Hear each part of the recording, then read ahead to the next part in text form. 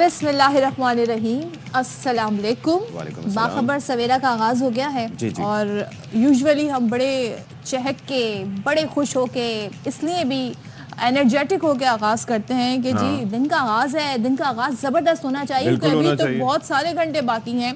तो हमारी कोशिश होती है कि हम जितनी वाइब्स आपको अच्छी अच्छी देंगे, हो सकता है आपको कैच करें और आपका दिन भी अच्छा गुजरे। लेकिन जो रात में हुआ, and catches win the matches, जो रात में हुआ उसका दुख जो है वो पता नहीं कैसे पूरा होगा, किस तरह वो गम गलत करेंगे हम। क्योंकि सदब छोड़ दें यार, प्लीज छोड़ दें, भुला दो वो बातें पुरानी जो दिल को जलाती रही। नहीं, बहुत दिल जला हुआ है, बहुत गुस्सा है, समझ नहीं आ रहा इसका इजहार कैसे करें। बहरहाल मैं सदफ अब्दुल जब्बार, ये अशफाक इसाक सत्ती। लेकिन आप मुझे बताएं, हाँ, कल हमारा पहला मैच था वर्ल्ड कप में, माशाल्लाह ठीक है, और वो था किसके खिलाफ? एक ऐसी टीम के खिलाफ, रियासत हाय मुत्तहिदा अमेरिका जी, जिसको सब कह रहे थे भाई इनका तो कोई एक्सपीरियंस ही नहीं है, ये तो नई टीम है। और अमेरिका हम गए हैं क्रिकेट को प्रमोट करने के लिए। आईसीसी चाहता है कि हर साल ऐसा हो कि किसी ऐसी कंट्री में जाएं जहाँ पे क्रिकेट गैर मारूफ हो, क्रिकेट मकबूल ना हो, तो वहाँ पे खेल को फरोग किया जाए। माशाल्लाह से पहले ही मैच में पाकिस्तानी टीम हार गई उस गैर मारूफ टीम से, और उसकी टीम में कोई ऐसे खिलाड़ी भी नामवर नहीं थे। और जिस तरह हम इस मैच का आगाज़ हुआ, मैं तो हैरान हूँ जैसे हमारे बैटर शुरू हुए बैटिंग करना। अच्छा, मैं ये जो फौरन ये जो एकदम वीडियो दिखाना शुरू हो जाते हैं ना, जख्मों पे नमक छिड़कने के ना लिए, देखें आप, बगैर देखे मतलब बात आप करें। सोचें, अच्छा आज बात ही ना करें ना, मतलब इतने अच्छे अच्छे और टॉपिक्स हैं जिन पे हम बात कर सकते हैं। आज देखें वर्ल्ड केयरिंग डे है, माशाल्लाह से एक दूसरे का ख्याल रखने का दिन है, तो आप एक दूसरे का ख्याल रखें और इस तरह के मनाजिर ना देखें, ये मनाजिर वो PG-18 वाले ना देखें। भाई कल हमने अमेरिका को प्लेट में रख के मैच दे दिया बिलाशुबा, मिडिल ऑर्डर जो हमारा कारकर्दगी दिखा रहा था। मैंने इस खदशे का इजहार नहीं किया था। मतलब अगर हमें अमेरिका से भी, आपको याद है बासित साहब हमारे शो में कल क्या कह रहे थे? उनको लेना दोबारा से, बासित भाई कह रहे थे घबराना नहीं है। बासित भाई, मैं उसी वक्त समझ गया था कि अब घबराना है। मैं उसी वक्त समझ गया था कि घबराना है जब बासित भाई ने कहा था घबराना नहीं है, क्योंकि इससे पहले भी हमारे साथ हो चुका है क्या। और ये 1999 की जो तारीख है वो दोहराई गई है, जब बांग्लादेश से हारे थे पाकिस्तानी, और फिर बांग्लादेश को उसके बाद टेस्ट स्टेटस भी मिल गया था। पता है एक और कौन सी टीम थी जिससे हारे थे? आयरलैंड से हारे थे, किससे हारे थे? आयरलैंड से तो अभी नहीं, कौन सा एक और टीम भी थी ना, नीदरलैंड्स या आयरलैंड, इनमें से किसी से भी हारे थे। बहरहाल बात ये है भाई, बहुत सी अच्छी चीजें देखें। मेरी एक बात सुने, मैं हमेशा कहता हूँ वो प्लेयर्स जो अपना सोच के और टीम का सोच के खेलते हैं, और एक गाना बड़ा मशहूर है, यारो यही दोस्ती है किस्मत से जो मिली है, हैं? सब संग चलें, सब रंग चलें, चलते रहे हम सदा, तो चले ना, तो चल रहे हैं ना, बाबर चल रहे हैं, शादाब चल रहे हैं, बाकी जो इफ्तिखार चल रहे हैं। अब आप सोचें कि मैं प्लेयर्स के नाम गिनवा देता हूँ, मिसाल के तौर पर इफ्तिखार हमारे पास हैं, उनको जब मैच में नहीं परफॉर्म कर सके, फिर उनको वहाँ पर आके खड़ा किया सुपर ओवर में। हमारे पास इतना ज़बरदस्त प्लेयर जो हमारे क्या नाम है, Agha sahab, Salman Ali Agha, he is such a brilliant player, उनको नहीं लेके गए। फिर आज़म की जगह वो हारिस था हमारे पास, इतना अच्छा प्लेयर, उसको नहीं लेके गए। फिर हमारे पास बॉलिंग में ज़मान खान एक ऑप्शन हमारे पास मौजूद था, अब्बास आफरीदी हमारे पास बॉलिंग में एक ऑप्शन था जिसको नहीं लेके गए, डोमेस्टिक में इतना अच्छी परफॉर्मेंस रही है। तो बात यह है कि आपने अपनी टीम को लाके इस जगह खड़ा किया कि वो that was the writing on the wall. मुझे ये बताएं कि 159 रन्स बना लिए थे जैसे तैसे करके, नहीं थे इतने, दे वर नॉट इनफ, फिर भी आपने 159 रन्स अगेंस्ट अमेरिका बना लिए। फिर क्या हुआ कि आपको सुपर ओवर में जाना पड़ा, और पहले ही मैच हार जाते तो शायद हमें इतनी तकलीफ ना होती। आप सुपर ओवर में मैच हारे। एक टीम में एक लेजेंडरी जो है वो फास्ट बॉलर हैं जिनका नाम है हारिस रऊफ, जो अभी भी टेप बॉल बॉलर्स की मेंटालिटी के मुताबिक बॉल करते हैं। शाहीन शाह अफरीदी ने अच्छी बॉलिंग कराई, नसीम शाह ने अच्छी बॉलिंग कराई, मोहम्मद आमिर ने उससे पहले इस सुपर ओवर से पहले अच्छी बॉलिंग कराई। बॉल को ऐसे रखा, यॉर्कर लेंथ पे रखा कि नहीं। हमारे भाई हारिस ने 2 फुल टॉसें दी, ये देखें इस पे एक चौका लगा, और इससे पहले जो एरन जोन्स को उन्होंने फुल टॉस दी थी जिस पे छक्का लगा था, और उससे पहले शाहीन शाह अफरीदी ने जो उनका कैच छोड़ा था। तो ये तो सारी कहानी जो है वो उस आखिरी ओवर की थी जिसमें हमने इफ्स एंड बट्स के साथ जाके पहुंचे थे। लेकिन मामला ये है कि अमेरिका जैसी टीम के खिलाफ आपने 200 क्यों नहीं किया? अमेरिका जैसी टीम के खिलाफ आपको अच्छा परफॉर्म करना चाहिए था, लेकिन you were in the cage. आपके ओपनर्स क्या कह रहे थे, क्या कर रहे थे? आजम खान जिस रफ्तार से आए उसी रफ्तार के साथ वापस गए। He was declared leg before the wicket. सहमत ही नहीं दे रहा स्कोर को ना, मैं तो मतलब आप सोचें ना कि जो स्पेस नहीं कर रहा। ये देखिए हमारा भाई, पहली बार I am glad that he wasn't there to field. I am glad that he wasn't keeping the wicket.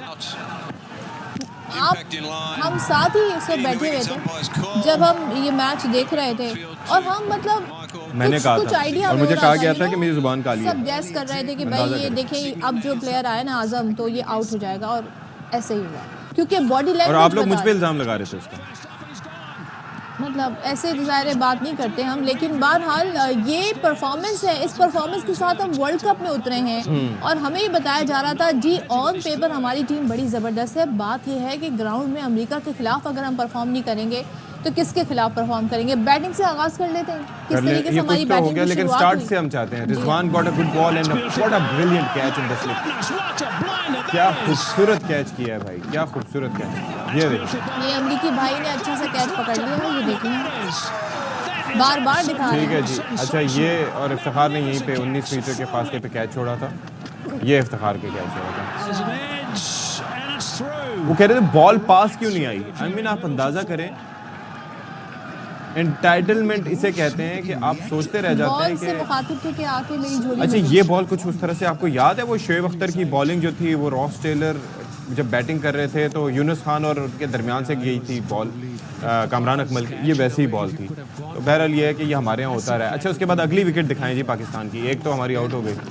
अच्छा ये जनाब उस्मान और ये कैच आउट हो गए जी। उसके बाद तीसरी ये फ़खर, ये अच्छा स्लो बॉल मार दी थी अली खान ने और क्या शानदार विकेट ली थी क्योंकि फ़खर अगर खड़े रहते तो मैच का पांसा पलट सकता था। फिर जनाब ये ब्रेक के बाद शादाब खान आउट हुए 40 रन बना के।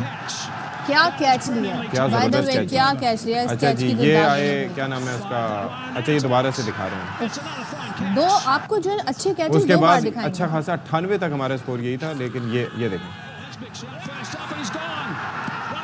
ये तो होना ही था।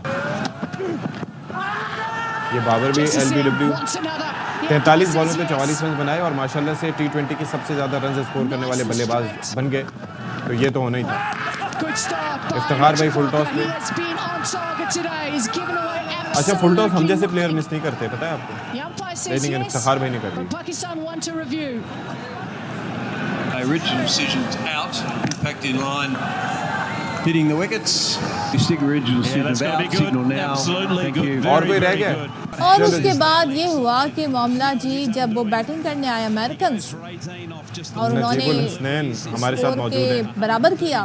फिर क्या हुआ, फिर सुपर ओवर में गेम चला गया। सुपर ओवर में जाहिर है जो टीम में खेलती है उसे पहले दावत दी जाती है। अब नहीं बिल्कुल होम टीम होने के नाते हाँ उनको होम, अच्छा वो आए तो आप इमेजिन करें जो उन्होंने 18 रन बनाए तो उसमें से 7 जो रन हैं वो सिर्फ एक्स्ट्राज हैं। होए होए होए 4 तो वाइड बॉल दी हमारे जो बॉलर हैं मोहम्मद आमिर उन्होंने, और उसके बाद उनके एक्स्ट्रास भी बने और उन्होंने साथ में मतलब अपनी रनिंग जारी रखी अमेरिकी खिलाड़ियों ने। उसके बाद जब हमारी बारी आई तो हमारा तो एक खिलाड़ी आउट भी हो गया, यानी कि इफ्तिखार साहब आउट होकर भी चले गए और वो भी क्या ज़बरदस्त कैच था। जी हाँ, तो ये हमारे सामने, लेकिन अब जाहिर है इस पे लोग बड़े दुखी हैं। क्या कह रहे हैं, हम तो कह ही रहे हैं, ज़रा लोगों की भी सुन लेते हैं क्या कह रहे हैं। आज इन्होंने खेला है, शर्म आ रही है कि एक नई टीम से वर्ल्ड कप का पहला ही मैच हम लोग हारे हैं। शुरू से मैच वन साइडेड हमको नजर आ रहा था, दिल टूट गया कि क्या किससे हारे। ट्रेंड चलता आ रहा है कि आपके शुरू से दोस्त यार खेलते जा रहे हैं और वही ना कोई परफॉर्मेंसेज हैं। आजम खान को देख लें, आप शादाब को देख लें, 15 मैचेस से इनकी कोई परफॉर्मेंस नहीं है। हमारी टीम ने मायूसी दी है हमें। अमेरिका की इतनी बड़ी टीम नहीं थी, 9 तारीख को इतना बड़ा मैच है, तो उसके सामने क्या करेंगे। ये इतने मासूम लोग हैं, रात से ही दुखी हैं। तो बहरहाल हमारे साथ मौजूद हैं इस वक्त नजीबुल हसनैन, हमारे एंकर पर्सन है माशाल्लाह, स्पोर्ट्स को कवर करते हैं और उनके तासुरात ज़रा जान लेते हैं। नजीब मेरे भाई, सुबह सुबह आपको उठाया, जाहिर है कि आपने भी ये मैच देखने का कष्ट किया होगा। नींद आई कि नहीं आई नजीब को? मैं तो अभी इन सब चीज़ों को भुलाना चाह रहा था और मैं इसका तस्करा नहीं करना चाह रहा था, लेकिन सदफ अब्दुल जब्बार ने मजबूर किया कि इस पे बात की जाए। आपके तासुरात वैसे हैं क्या? मैं तो ये समझ रहा था, बासित भाई ने जब मुझे ये कहा था ना ऑनर आके कि घबराना नहीं है, तो मुझे लग गया था पता कि आप कुछ गलत होने वाला है, क्योंकि पहले भी ऐसा हो चुका है। आपके तासुरात क्या हैं भाई? सबसे पहले तो अस्सलाम वालेकुम, गुड मॉर्निंग। बताइएगा मेरी आवाज़ आपको क्लियर आ रही है? जी आवाज़ थोड़ी सी मैकेनिकल आ रही है, लेकिन ठीक है आप बात करें। आप रोबोटिक साउंड कर रहे हैं, आवाज़ भी थोड़ी सी ब्रेक हो रही है। मेरी आवाज़ क्लियर आ रही है? बस गुजारा चलाएंगे, आप बात करें, हम देख रहे हैं क्या होता है। देखिए, इट्स अ शेमफुल परफॉर्मेंस। कल रात को भी मैं बार बार ये कह रहा था कि it's a dark day for Pakistan cricket. हमने बहुत सारे कमजोर टीमों से हम हारे हैं, लेकिन to be honest Pakistan T20 international खेलने वाली सबसे एक्सपीरियंस टीम है। 242 मैचेस कल मुकम्मल हुए पाकिस्तान के, और सिर्फ 29 मैचेस कल के मैच से पहले अमेरिका ने खेले थे। इस वर्ल्ड कप में सबसे इनएक्सपीरियंस साइड से आप इस बुरी तरह 2 बार हारे। आप मैच में भी हारे, फिर आप सुपर ओवर में भी हारे। तो ये बहुत ज्यादा शर्म की बात है। जो अभी सदर बात करी थी ना कि जैसे भी करके आपने मैनचेस्टर का टारगेट दे दिया था, जो इनएक्सपीरियंस साइड्स होती है ना, वो जब जीत के करीब पहुंचने लगती है तो पैनिक कर जाती है। उन्होंने थोड़ा पैनिक किया आखिरी ओवर में 15 रन चाहिए थे, हारिस रऊफ को रन बचा सकते थे, वो उन्होंने जिस तरह से बॉल डाली अभी अपने पर एक्सप्लेन किया। दूसरा बाबर आजम की कप्तानी देखिए। अच्छा Najeeb, just give us a moment, हम आपको सुनना चाह रहे हैं लेकिन देयर इज अ प्रॉब्लम, तो we want to sort this out. बात बिल्कुल सही है कि 2 दफ़ा शिकस्त हुई, ये बात मानने वाली है। एक तो super over is a different game all together. You had the chance, you could have won the match but you could not. और हमें इतनी तकलीफ क्यों पहुंचाई? वैसे ही हार जाते, सुपर ओवर में हारने की क्या जरूरत? पहले ही हार जाते उसमें, इतना ऐसे सनसनी। वो 1 रन इफ्तिखार ने बचा लिया था ना, रेसिपी पूरी थी। वो हुआ ये था कि आमिर के ओवर में एक शॉट लगा था स्ट्रेट का, जिसपे उन्होंने भाग के 3 रन बनाए थे, और इफ्तिखार की टांग जो है वो बाउंड्री रोप से नहीं लगी थी।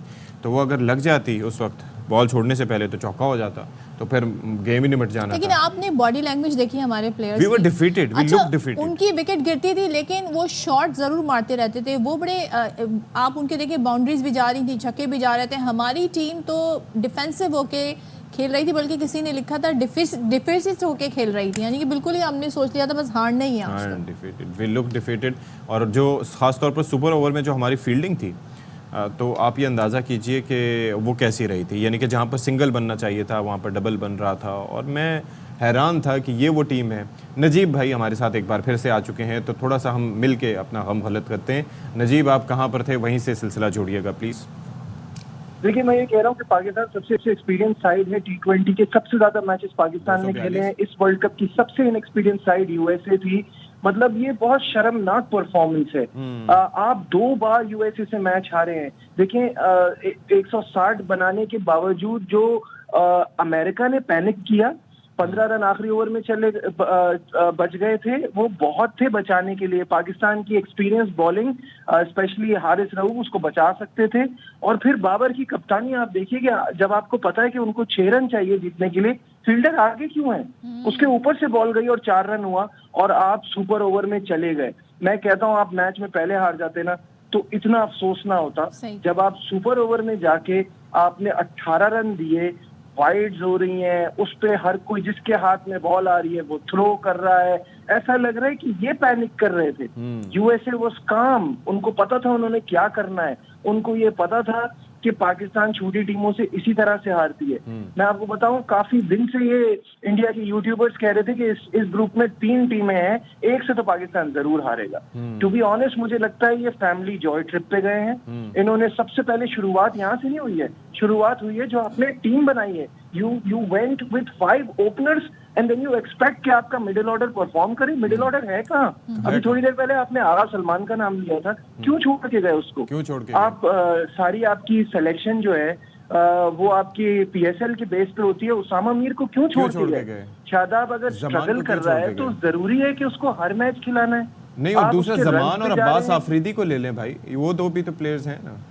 किसका नाम लिया आपने? अब्बास आफरीदी ऑब्वियसली आप अब्बास आफरीदी को आपको मौका देना चाहिए। इतनी जबरदस्त परफॉर्मेंस, इतना जबरदस्त पीछे का रिकॉर्ड, आप उसको चांस नहीं दे रहे। उस्मान खान को आप सिर्फ इस वजह से खिला रहे हैं कि आप वो UAE छोड़कर आया है, तो ये उसकी एडजस्टमेंट के लिए आप उसको पाकिस्तान टीम में लेके गए हैं। तो मतलब मुझे समझ में नहीं आ रहा। कप्तान तो ये कह रहे हैं बाद में मैच के हमारे कि मिडिल ऑर्डर को जिम्मेदारी लेनी होगी। आप कह रहे हैं मिडिल ऑर्डर है कहाँ? तो कप्तान जो है उनकी क्या स्ट्रेटजी? चौथे नंबर पे भी आपका वो आ रहा है ना, मुझे बताएं। Rizwan opener, Babar opener, Usman opener, Fakhar opener, फिर आपके पास साइम अयूब भी है साथ में। मतलब मुझे तो समझ ही नहीं आ रहा कि आप क्या टीम बना के लेके गए। एक फौज है सेलेक्टर्स की, उन्होंने ये किया है। और उसके बाद आप मुझे बताइए, मैं कल भी ये बात कर रहा था, मैं बार बार ये एक बात मुझे समझ में नहीं आ रही, आपके यहाँ पॉलिसी कौन बनाता है? You were going to world cup, और वो था अमेरिका और यूएसए ने। आपने पहले एक होम सीरीज न्यूजीलैंड से यहाँ रखी, फिर उसके बाद आप आयरलैंड चले गए, फिर उसके बाद आप इंग्लैंड चले गए। वो तमाम कंडीशन यूएसए और वेस्ट इंडीज से बिल्कुल मुख्तलिफ है। यहाँ आप पहुंचे, आप इतना लेट पहुंचे, आपने वार्म अप गेम्स नहीं खेले, आपके 2 प्रैक्टिस सेशन जो हैं वो बारिश की नजर हो गए, आप अपना इवेंट करते रहे, मीट एंड ग्रीट करते रहे। आपका मतलब ये जॉय ट्रिप पे गए, मैं आपको बता रहा हूँ इनसे। जी, काउबॉयज बन के घूम रहे थे आप।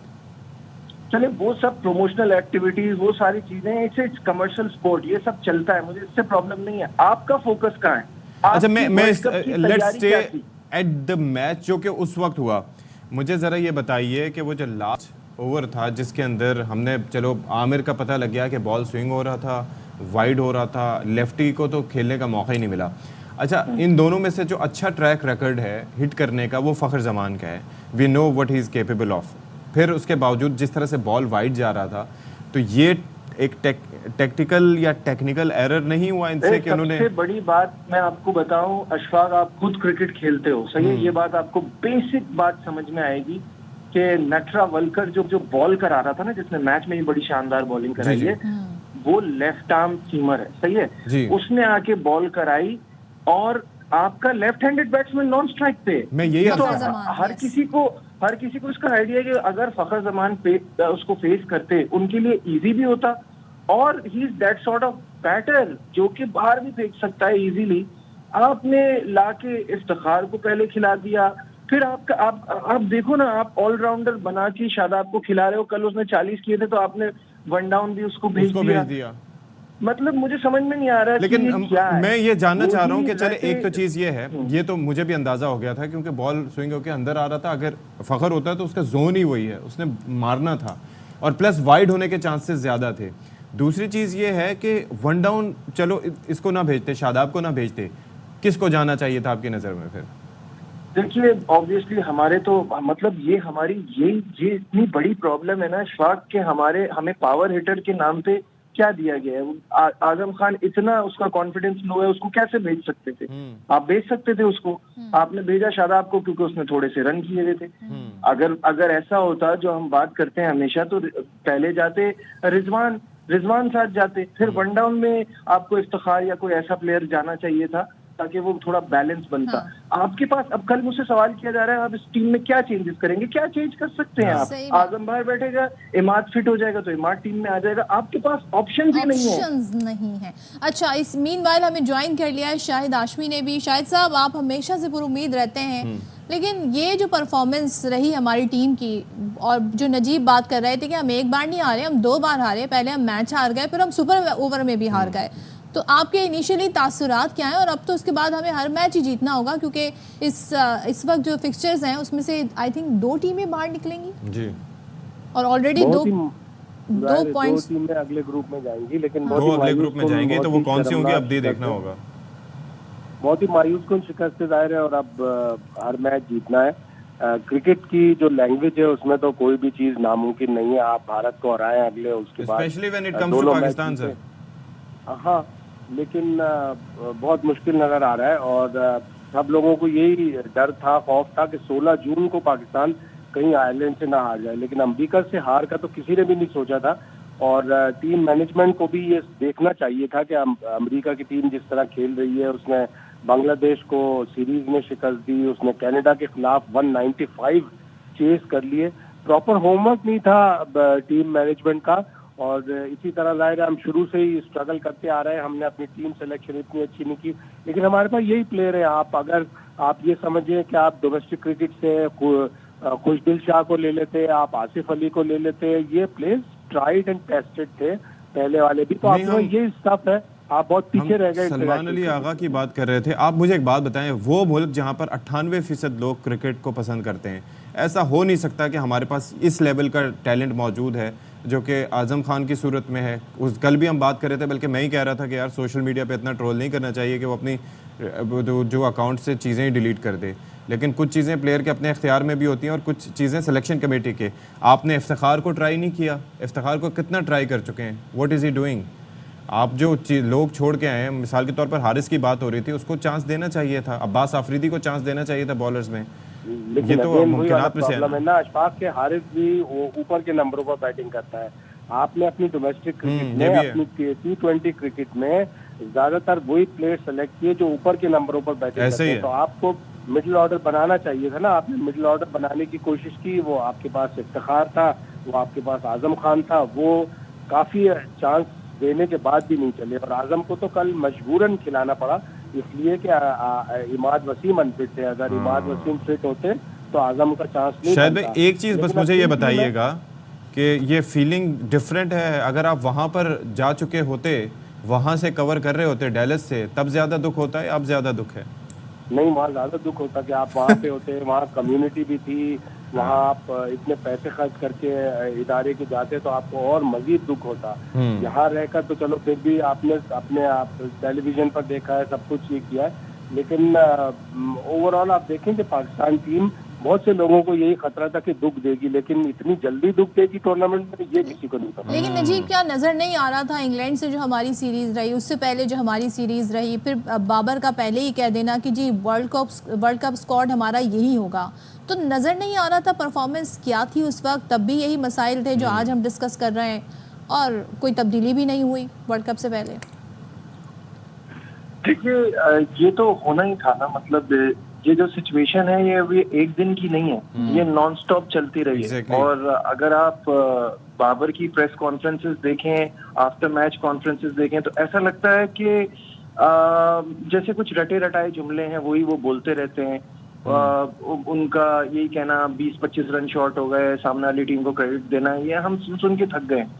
अब आपको एक मेजर चेंज करना होगा। अब जैसे शाहिद साहब कह रहे हैं, इसमें कोई दो राय नहीं है कि क्रिकेट जो है उसमें कुछ भी हो सकता है, अब भी पाकिस्तान आगे जा सकता है, बट ये हमारी खामियों को छुपाना नहीं चाहिए। इस चीज पे आपको आगे आके पूरा इसका प्रॉपर पोस्टमार्टम होना चाहिए कि ये कैसे हुआ, हम यहाँ तक इस पॉइंट तक कैसे पहुंचे और किन लड़कों का हक मारा गया है। सिलेक्शन की बड़ी पूछगछ होनी चाहिए कि आप क्या सोच के लेके गए हैं। आप 5 ओपनर लेके गए हैं, आपका मिडिल ऑर्डर है नहीं, फिर आपका कप्तान कहता है मिडिल ऑर्डर को जिम्मेदारी लेनी पड़ेगी, आपका तो ऑलराउंडर शुरू हो जाते हैं। तो इट इज रिडिक्युलस और इट इज अच्छा, व्हाट आर द चांसेस? शायद साहब शुरू में इसलिए बात करना चाह रहा हूँ मैं इस एतबार से क्योंकि आप आगे के गेम्स को भी मद्देनजर रख के बात करते हैं, होने को कुछ भी हो सकता है, वी कैन बीट इंडिया, इसमें कोई दिक्कत नहीं है, किसी भी दिन किसी का बल्ला अच्छा चल सकता है और ख़ास तौर पर T20 क्रिकेट में पॉसिबिलिटीज़ हैं।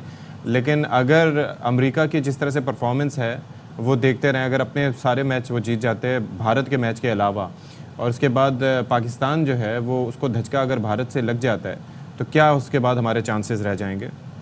देखिए, क्रिकेट की लैंग्वेज में कभी भी दरवाजा बंद नहीं होता, क्रिकेट जो है दरवाजा कभी भी बंद नहीं करती। और अच्छे दिन में अगर पाकिस्तान को, अब इससे पाकिस्तान की टीम बुरा नहीं कर सकती कि अमेरिका के मैच से ज्यादा बुरा, डरे खौफ में सहमे से बैटिंग का आगाज किया, पावर प्ले में 30 रन बनाए, 3 खिलाड़ी आउट हो गए। बाबर आजम ने 25वीं गेंद पे जाके बाउंड्री मारी है। इस तरह का बाबर आजम कभी किसी ने देखा ही नहीं होगा कि आप इतना डर के खेल रहे हैं। तो अपने ऊपर बिलीव करें। अब आपके पास वापसी का रास्ता बिल्कुल भी नहीं है। आप या तो आप अगर भारत से हारेंगे तो आप वापस आ रहे होंगे फ्लोरिडा से 17 जून को। तो आप पूरा अपने ऊपर बिलीव रखें। आप किसी भी टीम को हरा सकते हैं अच्छे दिन। और अब ये मैं आपको बता दूं कि भारत हमसे अमेरिका से हारने के बाद ज्यादा खौफजदा होगा। वो इसलिए कि हम जख्मी शेर हैं, हम बिस्ते में शेर हो सकते हैं। अगर हमारा अच्छा दिन होगा, हमने टॉस नजीब मुस्कुरा रहे हैं और मैं मुस्कुराना चाह नहीं रहा। Najeeb, would you like to add something? और दूसरा, अब्बास को नेक्स्ट मैच में चांस देना चाहिए ब्रदर? देखिए, अब तो जिसका दिल चाहे उसको खिला लें, जिसका दिल ना चाहे उसको ना खिलाएं। जब तक आज तक आप अपनी मर्जी चलाते रहे हैं तो आगे भी ये 2-3 मैचेस जो है उसमें भी मर्जी चला लें। अब देखिए, मेरा ख्याल है अब हमें ये बातें भी नहीं करनी चाहिए कि हमारा इंडिया से कोई मुकाबला है, कोई मैच है, को उन्होंने बहुत बुरा उनका दिन हुआ तभी हम उनको हराएंगे, क्योंकि ये तो कांप रहे थे यूएसए के सामने।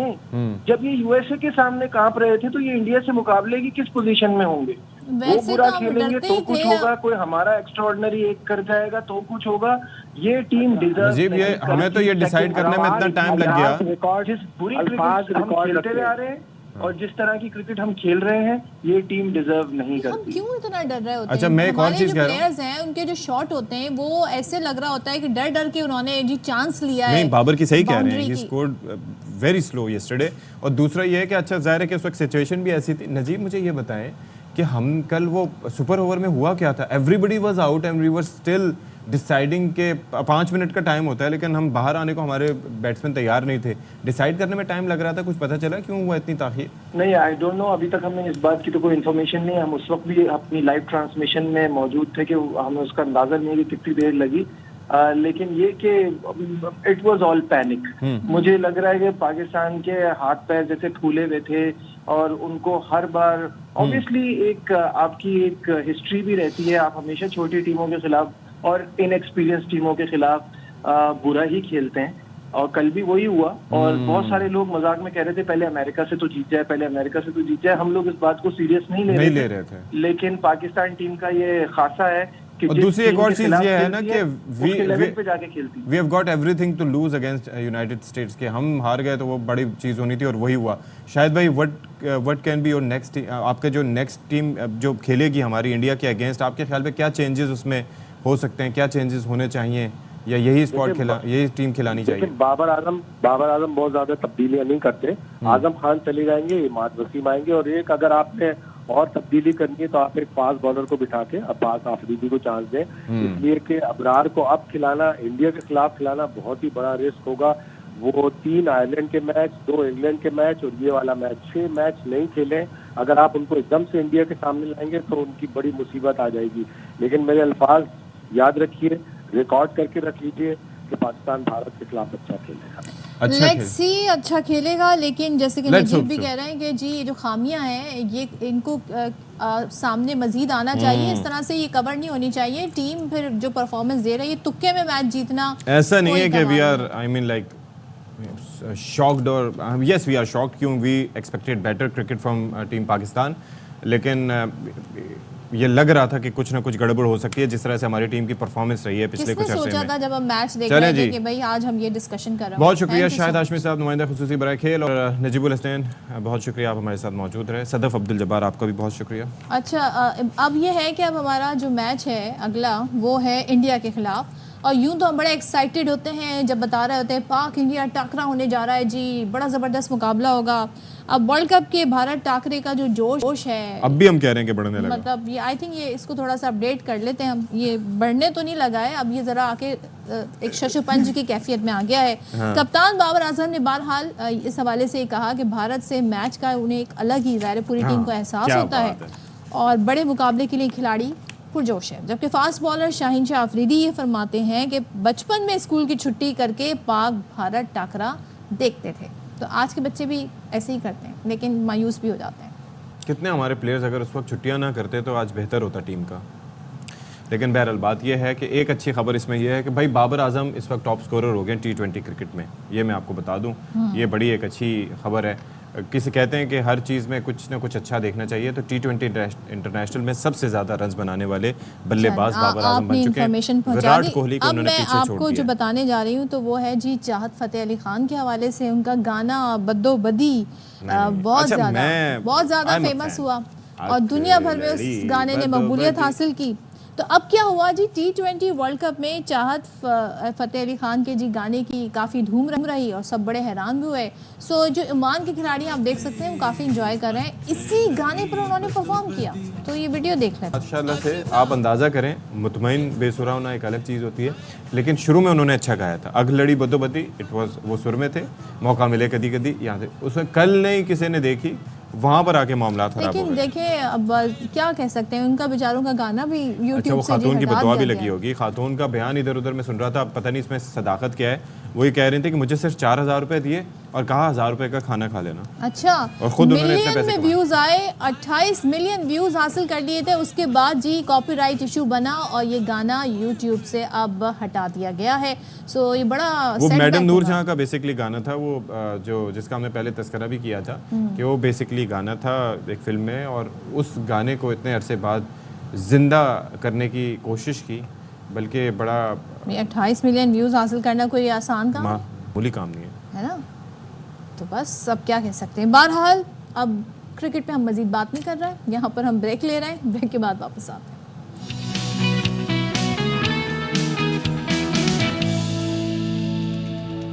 Welcome back once again. Yes, you can carry on. बहरहाल अच्छी चलें, खबर बताएं। खबर अच्छी ये है, वो है बड़ी ईद के हवाले से कि मुल्क में जिलहज का चांद देखने के लिए मरकजी रोयत हिलाल कमेटी का इजलास आज होने जा रहा है और मौलाना अब्दुल खबीर सदारत करेंगे, जो कि चेयरमैन भी हैं रोयत हिलाल कमेटी के। महकमा मौसमियात ने बताया ये है कि आज चांद नज़र आने के इम्कानात हैं और कभी इम्कानात हैं। साथ ही चांद नज़र आने की सूरत में ईद उल अज़हा फिर किस तरह होगी, फिर 17 जून बरोज़ पीर होगी, यानी कि पीर का दिन होगा 17 जून को अगर चांद नज़र आ जाए। जबकि दूसरी जानिब ये हमें पता लग गया है कि सऊदी अरब ने जिलहज का चांद नज़र आ गया है और सऊदी सुप्रीम कोर्ट का कहना है कि वकूफ़ अरफा 15 जून जबकि ईद उल अज़हा 16 जून को होगी। और फिर रवां साल हज के दौरान औसत दर्जा हरारत में इजाफे की खदशा ज़ाहिर किया जा रहा है। हज सीज़न के दौरान गर्मी की शिद्दत बढ़ने के पेश नज़र आज़मीन को हिदायत भी जारी की गई हैं। डीजी हज ने आज़मीन को ज़्यादा पानी पीकर हाइड्रेशन को बरकरार रखने, कैफ़ीन और चीनी वाले मशरूबात के ज़्यादा इस्तेमाल से गुरेज करने की हिदायत की है। मास्क, छतरी और धूप की ऐनक इस्तेमाल करने का कहा गया है। सऊदी इंतज़ामिया की जानिब से भी गर्मी की शिद्दत को 20 डिग्री सेल्सियस तक कम करने के लिए सड़कों पर सफ़ेद पेंट किया जाने लगा। सऊदी रोड अथॉरिटी के तर्जुमान के मुताबिक अरफात समेत मुख्तलिफ इलाकों में सड़कों पर मखसूस किस्म का सफ़ेद रंग लगाने से गर्मी की शिद्दत को 20 डिग्री तक कम किया जा सकता है। यानी कि तमाम तर तैयारियाँ की जा रही हैं। तो जाहिर है हाईटेक सऊदीया की जो सुप्रीम कोर्ट है उन्होंने अनाउंस कर दिया है, डेट्स अब आ गई हैं कि वकूफ़ अरफा 15 जबकि ईद उल अज़हा 16 जून को होगी और होगी सऊदी अरब। अच्छा, मैं एक बात बताऊं आपको, ये जो पेंट करने का जैसे सड़कों को पेंट किया जा रहा है, इस तरह से घर की छतों पर भी अगर कलर लगाया जाए, वाइट कलर लगाया जाए, उससे भी काफ़ी फ़र्क पड़ता है। अब हमें जिस तरह से कराची में हालात हो रहे हैं, जिस तरह से मुल्क तूलो अर्ज़ में ख़ासतौर पर वो जगह देखें, कराची कंक्रीट का जंगल बन चुका है, इतने हाई राइज बिल्डिंग, तो अगर ये मेजर्स हम नहीं लेंगे तो फिर सूरत हाल हमारी ख़राब होगी। फिर दूसरी चीज़ ये है कि आप ये देखें कि वो इस्लामाबाद में मैंने प्लास्टिक से बनी हुई रोड भी देखी। Have you seen it? हमने उसमें सेगमेंट भी देखी थी था। आपने? मैं खुद उस पे गया, क्या खूबसूरत रोड है ये। अच्छा, बिल्कुल। अब आगे बढ़ते हैं और हम बात करते हैं, ज़ाहिर है कुछ सेहत के हवाले से मामलात हैं और हम देख रहे हैं कि हम उन ममालिक में से जो 1-2 मुल्क रह गए हैं जहाँ पर अभी भी पोलियो वायरस है, पाकिस्तान उनमें से एक है। सो एक और पोलियो मुहिम का आगाज़ कर दिया गया है, ये मुहिम जारी है और चारों सूबों में जो 66 अजला हैं उसमें ये मुहिम 9 जून तक जारी रहेगी। अब ये 7 रोज़ा मुहिम है। इस 7 रोज़ा मुहिम के दौरान यानी 7 दिन के दौरान 1.5 करोड़ बच्चों को पोलियो वैक्सीन पिलाने का ये हदफ मुकर्रर किया गया है। अब जाहिर है ऐसे में वालिदैन पर बड़ी भारी जिम्मेदारी आयद होती है और हमारे यहाँ थोड़ा सा ये कॉन्सेप्ट भी है कि एक बार अगर पोलियो के कतरे पिला दिए हैं तो बस जी बरी जिम्मा हो गए। नहीं भाई, ऐसा नहीं होता। डॉक्टर्स ये बताते हैं कि आपने जब तक ये वायरस है तो आपने हर एक मुकर्रर टाइम के बाद बच्चों को ये पोलियो के वायरस पिलाने हैं, पोलियो वायरस के जो कतरे हैं वो पिलाने हैं। अब क्या होता है, अक्सर व बेशतर हम देखते हैं जो ये वर्कर्स हैं, जो वॉलंटियर्स हैं, ये जाते हैं घरों पर तो कॉपरेट इनसे उस तरह नहीं किया जाता, लोग ट्रस्ट नहीं करते, गलत बयानी भी करते हैं। फिर वो ज़रा कई तोहमात हैं हमारे यहाँ के जी बच्चे नहीं होंगे, इससे ये होगा तो वो होगा, ये मर्ज हो जाएगा, ये फ़लानी साजिश है, ये फ़लाने की साजिश है। तो भाई अब उससे निकल आएँ, क्योंकि अब पाकिस्तान जो है वो ज़ाहिर है कि पाकिस्तान और गालिबन नाइजीरिया रह गए या फिर अफ़गानिस्तान रह गए, हाँ जो कि रह गए, बाकी तो नाइजीरिया भी बल्कि क्लियर हो चुका है। तो हमें थोड़ा सा एहतियात करने की ज़रूरत है। तो 5 साल की उम्र से कम के जो बच्चे हैं उनको लाजमी तौर पर आप पोलियो से बचाव के कतरे पिलाएं। और फिर उसके साथ साथ इस वक्त इंसदाद पोलियो मुहिम खैबर पख्तूनख्वा के 32, सिंध के 16, बलूचिस्तान के 20, पंजाब के 6 अजला, इस्लामाबाद समेत अफ़गान पनाहगुज़ीन कैंप्स और अफ़गान बॉर्डर से मुत्तसिल यूसीज़ में ये जो मुहिम है चलाई जाएगी।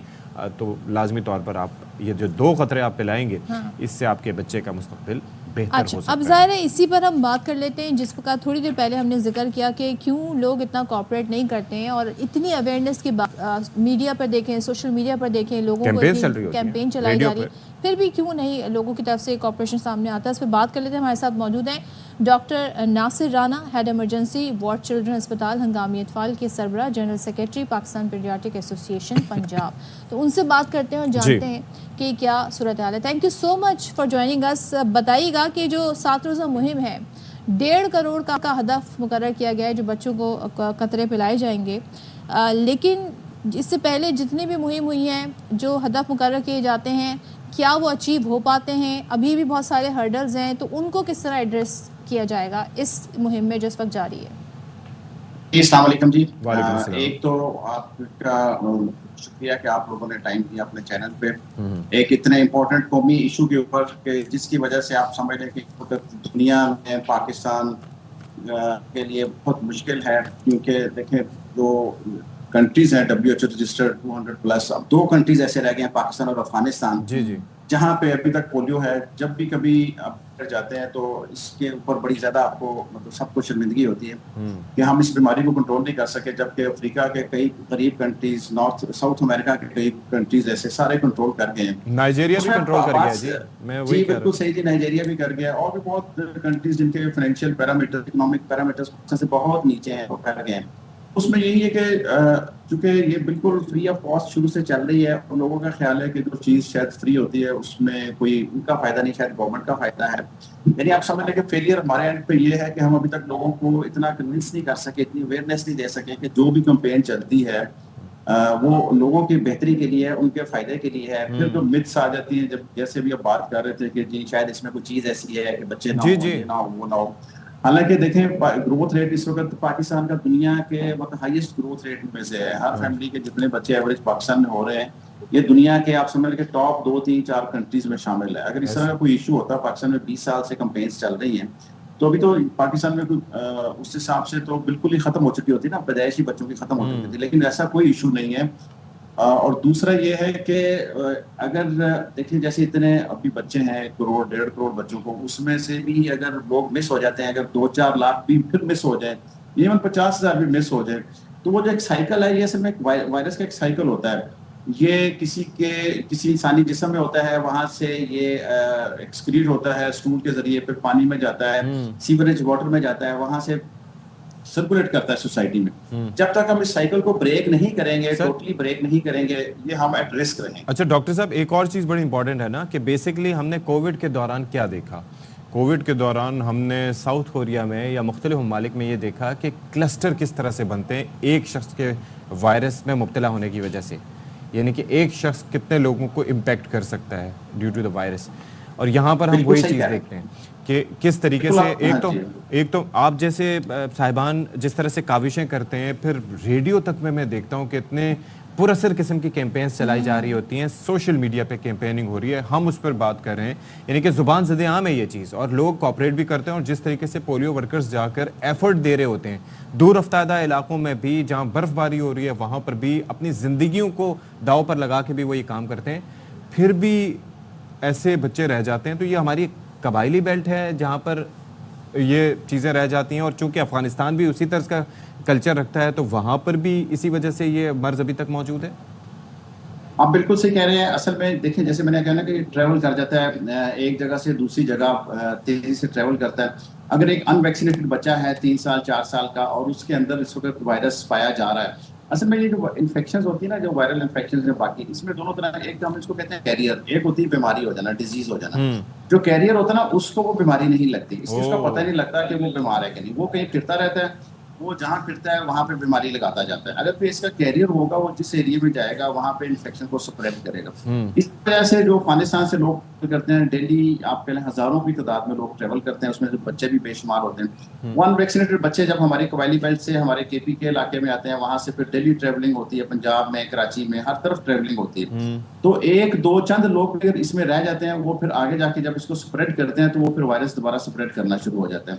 फिर इसमें मसला ये है कि आपने देखा होगा जब कैंपेन चलाते हैं तो सीवरेज वाटर के सैंपल लिए जाते हैं। जी जी। अगर किसी एरिया के सीवरेज वाटर में ये वायरस, वाइल्ड वायरस पाया जा रहा है, तो इसका मतलब होता है कि उस एरिया में ये वायरस अवेलेबल है।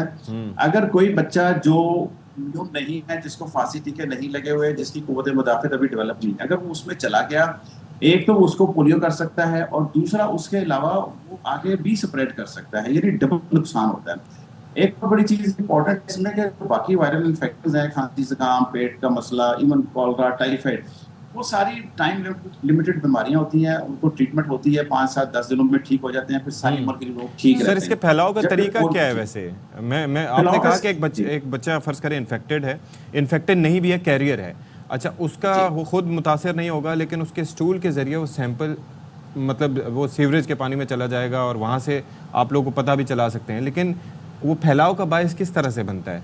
जी, फैलाव का बायस इस तरह बनता है ना कि अभी तक देखें हमारे जो बहुत सारे मसले हैं हमारे थर्ड वर्ल्ड कंट्रीज के, पाकिस्तान, एक मसला तो हमारा पीने के साफ पानी का है ना, जो कि बहुत बड़ा मसला है। जो सीवरेज वाटर होता है, जो पाइप आप कह लें कि पाइपिंग सिस्टम है, पाइपलाइंस होती हैं, अक्सर जगहों पे कई दफा लीकेज हो रही है, सीवरेज वाटर की भी होती है और जो क्लीन वाटर की पाइप होती है उसमें भी होती है, और उसमें फिर वो कंटेमिनेशन हो जाती है। कंटेमिनेशन होकर उन लोगों में चला जाता है। हाँ, अगर वो बच्चा तो जाएगा, वो वैक्सीनेटेड है और उसमें इम्यूनिटी है, तो वो वायरस उधर ही खत्म हो जाएगा। लेकिन अगर उसमें नहीं है तो वो वायरस को आगे स्प्रेड कर देगा। अच्छा। इसमें एक और बहुत इंपॉर्टेंट चीज है कि अगर लोग तो इसका ख्याल करें कि पानी में से देखें, इस मौसम में स्पेशली जो ये गर्मियों का मौसम होता है, जून जुलाई अगस्त, इसमें तो खाने पीने की चीजें भी जल्दी खराब हो जाती हैं। और जी, और जो पानी जो मिक्स होकर जब लोग पानी पीते हैं तो उसमें जब वायरस आता है, अगर हम ये एहतियात कर लें कि पीने के पानी का ख्याल कर लें तो सिर्फ पोलियो से नहीं बच सकते हम, तो फिर उससे भी कॉलरा से, टाइफाइड से, हेपेटाइटिस ए से,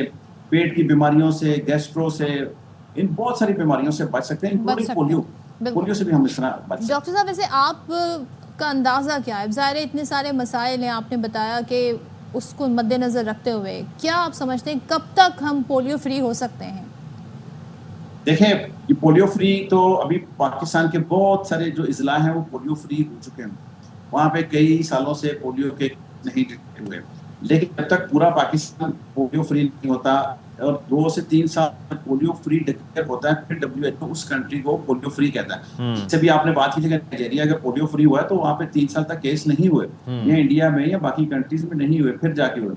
अच्छा, अब कब तक हो सकता है? अब उसके लिए यही है कि असल में देखें, ये मेरा अपना ख्याल है, शायद जो गवर्नमेंट लेवल पे ख्याल डिफरेंट होगा कि गवर्नमेंट सारी एफर्ट करे। मेरा अपना ये ख्याल है कि जब तक public partnership, public private partnership, यानी अवाम इसमें पार्टिसिपेट नहीं करेंगे, अवाम खुद जा के बच्चों को ड्रॉप्स नहीं पिलाएंगे, अवाम खुद अपनी सफाई का ख्याल, अपने खाने पीने की चीज़ों का ख्याल नहीं रखेंगे, गवर्नमेंट तो एक हद तक कर सकती है, गवर्नमेंट तो देखें पॉलिसीज बना सकती है, लेकिन अगर किसी के घर का चीज़ें हैं, खाने पीने की चीज़ें हैं, बच्चों को हाथ धोने की आदत डालनी है कि वॉशरूम में जाएं, बाहर आके हाथ धोएं, बाकी बच्चों को कोई बीमार है हाथ धो के लगाएं, जैसे कोविड के दिनों में लोगों ने एहतियात की थी, बहुत सारे लोगों को बच भी गए थे ना, तो इसमें हमारी आवाम की पार्टिसिपेशन बहुत जरूरी है। चलिए, ठीक है, बहुत शुक्रिया बड़े मुस्बत पैगाम के लिए डॉक्टर साहब, आप हमारे साथ मौजूद थे, और नासिर राना साहब, और आप ये देखें कि इसी चीज़ों पे, इन्हीं चीज़ों पे अमल करें, बड़ा फ़ायदा हो सकता है। यहाँ पर हम ब्रेक ले रहे हैं, ब्रेक के बाद वापस आते हैं।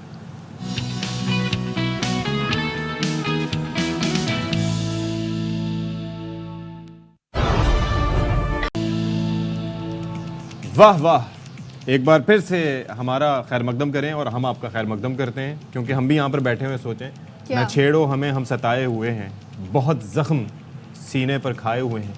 ये ज़ाती तजुर्बा भी हो सकता है और मैच में जो हमारे साथ हुआ उसकी भी बात हो सकती है। ये मैच ही मैच है, बस उसके सब सताए हुए हैं, वही ज़ख्म है। मैं अशफाक सत्ती, ये सदफ अब्दुल जब्बार। कैसे हैं आप लोग जी? ठीक ठाक है, खैरियत से हैं? और बाकी बड़ी अच्छी अच्छी खबरें हैं, देखें बहुत अच्छी बाबर आजम के जो है वो सबसे टॉप रन, फिर उसके अलावा जिल हज का चांद नज़र आने की उम्मीद, फिर उसके बाद ये है कि अगले मैच में हमारी तवक्को कि हम अच्छा परफॉर्म करेंगे। तो इतनी अच्छी खबरें दे दी आपने, लेकिन मेरे पास अच्छी खबर नहीं है। नहीं है, कोई भी नहीं है। एक खबर जो है वो दर्जा हरारत कम हो रहा है, मौसम थोड़ा बेहतर। कराची में तो भाई विंडी थोड़ा सा सूरत हाल हो गई, लेकिन जो हमारी स्टॉक एक्सचेंज है वो मंदी का शिकार हमें नजर आ रही है, और शदीद मंदी इस वक्त नज़र आ रही है। 100 इंडेक्स में हम आपको बता देते हैं कि 2081 पॉइंट्स की कमी हुई है, 72,000 की सतह से भी ये नीचे आ गया है। इंडेक्स 71,781 पॉइंट्स तक गिर गया, और माहिरीन ये कह रहे हैं कि इन्वेस्टर्स और गवर्नमेंट इंस्टीट्यूशन बड़े पैमाने पर हिस्से की फरोख्त कर रहे हैं। हुकूमत डिविडेंड और कैपिटल गेन टैक्स बढ़ाने की बातें कर रही है। तो खाकान नजीब साहब हमें ज्वाइन कर रहे हैं, उनसे ज़रा जान लेते हैं कि ये अचानक क्या हुआ, कैसे हुआ, किस लिए हुआ। खाकान साहब बताइएगा ज़रा, वजूहात क्या हैं स्टॉक मार्केट में मंदी की? देखिए, एक तो पाकिस्तान की मार्केट जो है उसने ऑब्वियसली बहुत तेज़ी पे एक सफ़र तय किया। जब इंक्रीज आया, पाकिस्तान एक डिफॉल्ट के दहाने पे खड़ा हुआ था, वहां से इस वक्त तक का सफर 76,000 पॉइंट्स तक आने का, it was a quick upside. और ऑफ कोर्स सेसेस बहुत सस्ते थे, सो वहां पे प्रॉफिट्स भी बहुत ज्यादा थे, तो मार्केट जो है उसने अच्छा बिहेव किया। इस वक्त ऑफ कोर्स व्हेन एक अफेक्ट आता है, तो जिसे हम कहते हैं फियर ऑफ लूजिंग आउट, तो बहुत से लोग जो हैं वो उस बैंड वैगन पे चल आ जाते हैं। ये भी याद रखिए कि इससे एक टेकिंग भी एक मार्केट का ही आंसर है। इसका मतलब है कि लोग जिन्होंने 100 रुपए का हिस्सा खरीदे हैं, वो जब उसको 225 का होता है तो they want to take profit also. So एक जेन्युइन बात है। दूसरी बात ये कि of course I think reality has to set इन।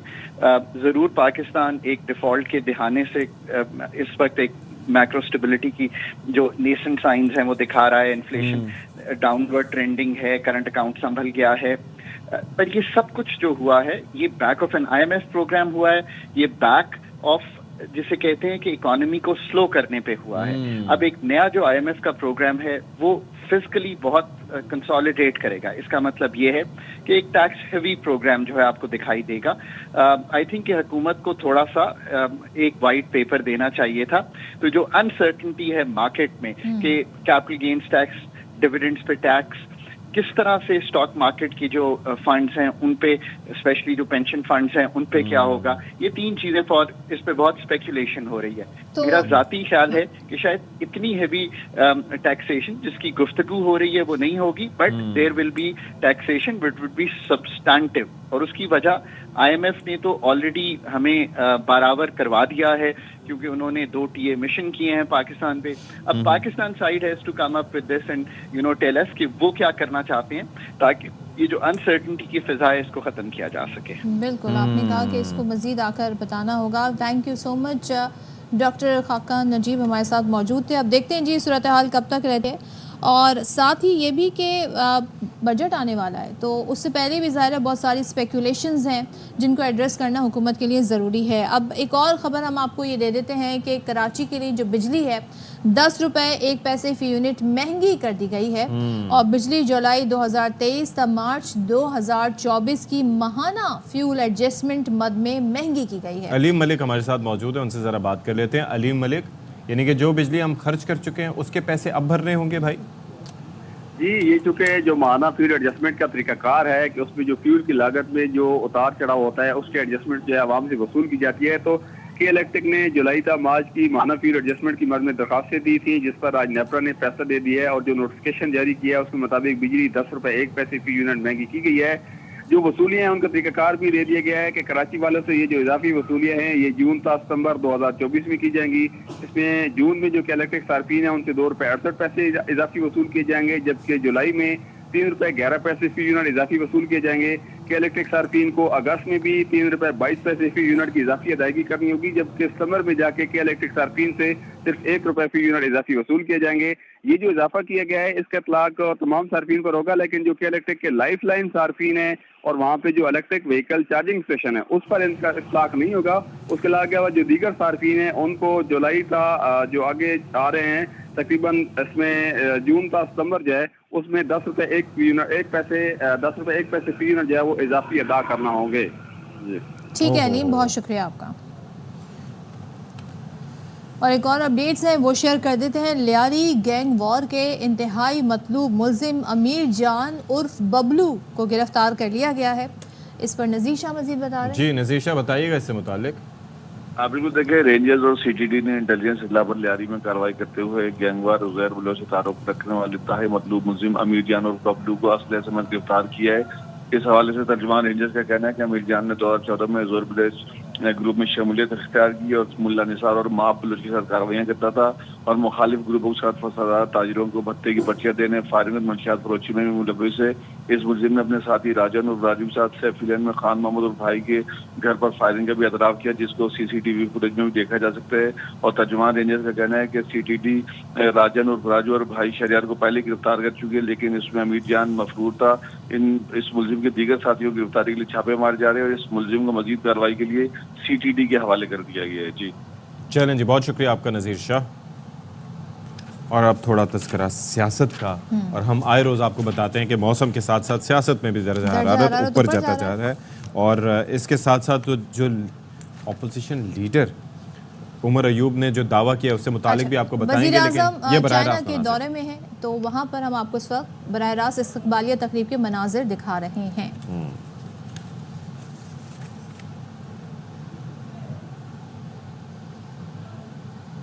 अच्छा, ये ग्रेट हॉल ऑफ पीपल है जहाँ पर वज़ीर आज़म पाकिस्तान शहबाज शरीफ पहुँचे हैं और यहाँ पर इनके एजाज़ में इस्तकबालिया तकरीब का अहतमाम किया गया है। और आप देख सकते हैं कि शहबाज शरीफ साहब चीन के दौरे पर हैं, इससे मुतालिक हमने आपको आगाह किया था। और उसके साथ साथ उनकी चीन के सदर शी जिनपिंग से भी मुलाकात होगी, चीन के वज़ीर आज़म से भी उनकी मुलाकात होगी, और इसके साथ साथ कई ऐसे अहम मुआहदों के दस्तखत की तकरीब होगी जिसमें वज़ीर आज़म पाकिस्तान शहबाज शरीफ साहब शिरकत करेंगे। और इस वक्त भी आप देख सकते हैं वहाँ पर शख्सियात मौजूद हैं, अहम डिग्निटरीज मौजूद हैं जिनसे मुलाकात का सिलसिला जारी, तारुफ का सिलसिला जारी। जो डेलीगेशन गया है वज़ीर आज़म के साथ इसाक डार और एहसन इकबाल से मुसाफा हो रहा है। और आप देख सकते हैं यहाँ पर मुसद्दिक मलिक भी मौजूद है। सो पूरी इकॉनमी को लेकर जो टीम है वो वहाँ पर मौजूद है। तारिक फातमी साहब मौजूद हैं। अच्छा, वैसे अब तक तो हमें सबको पहचान जाना चाहिए था, लेकिन ज़ाहिर है कि वज़ीर ख़जाना भी हमारे वहाँ पर मौजूद हैं और बड़े अहम नौइयत के मामलात हैं। और आप ये देखिए कि ये चीन की जो पाकिस्तान की दोस्ती है, इसके हवाले से मिसालें दी जाती हैं कि बहुत अजीम दोस्ती है दोनों मुल्कों के दरमियान, और चीन के वज़ीर आज़म की जानिब से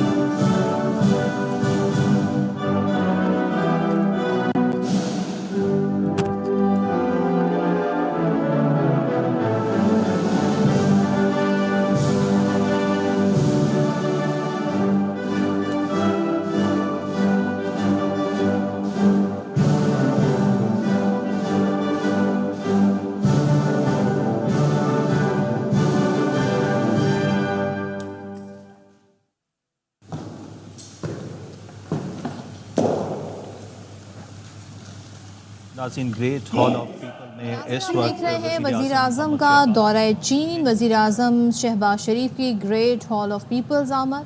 चीनी वज़ीर आज़म ली जियांग ने वज़ीर आज़म शहबाज शरीफ का इस्तकबाल किया। इस्तकबालिया तकरीब है जो वज़ीर आज़म के एजाज़ में दी गई है और वज़ीर आज़म को चीन की पीपल्स लिबरेशन आर्मी के दस्ते की जानिब से गार्ड ऑफ ऑनर पेश किया गया। इससे पहले दोनों जानिब जो वफूद हैं, जो डेलीगेशन हैं, उनकी फ़र्दन मुलाकात हुई और इस वक्त वज़ीर आज़म यहाँ पर मौजूद हैं अपनी डेलीगेशन के हमरा। और पाक चीन दोस्ती जिसको लेकर हमेशा से ही पाकिस्तान और चाइना का मौक़िफ़ ये रहा है कि हमेशा मजबूत इसे आगे बढ़ाते रहेंगे।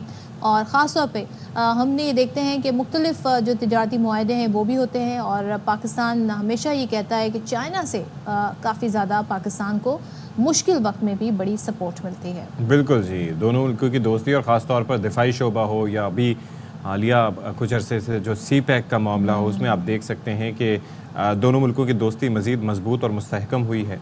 और आप ये देख सकते हैं कि इस वक्त वज़ीर आज़म पाकिस्तान शहबाज शरीफ साहब अपने वफ़द के हमरा चीन के दौरे पर मौजूद हैं और ये दौरा बहुत अहमियत का हामिल है। बहुत सी अहम याददाश्तों पर दस्तखत भी किए जाएंगे।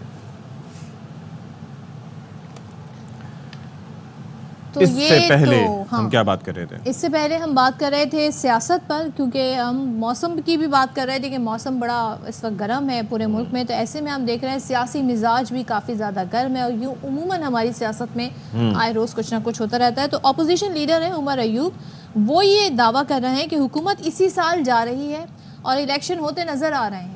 मुकम्मल नहीं लेकिन हवाओं का रुख बदलता हुआ नज़र आ रहा है। अब उमर अयूब ये भी कहते हैं कि ये कॉम्प्रोमाइज़ हुकूमत है, इस पर किसी को एतमाद नहीं है क्योंकि ये सख्त और मुश्किल फैसले नहीं ले सकती। जितनी जल्दी हुकूमत चली जाए उतना अच्छा है। अच्छा, सुप्रीम कोर्ट में नैब तरामीम केस की समाअत के दौरान चीफ जस्टिस पाकिस्तान ने फारूक एच नाइक को बानी PTI के सामने कर दिया।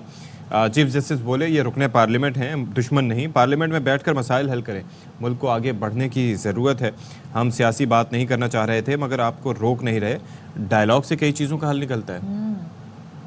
और साथ ही जस्टिस अतहर मिनुल्लाह ने कहा कि फारूक एच नाइक आपकी भी जिम्मेदारी है, हम बुनियादी हकूक़ के मुहाफ़िज हैं मगर आप सियासतदान भी एहसास करें।